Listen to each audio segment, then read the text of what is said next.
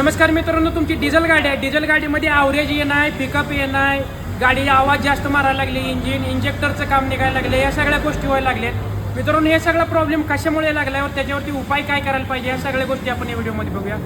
मित्रांनो, खूप महत्त्वाची माहिती सांगत असतो, तरी पण तुम्ही या पेजला फॉलो करत नाही. आता त्या पेज मित्रांनो, भारत सरकारनं असा विचार केला आहे की गाडीमुळे जे होणारं पोल्युशन आहे, सल्फरमुळे जे होणारं पोल्युशन आहे ती कमी करायचं.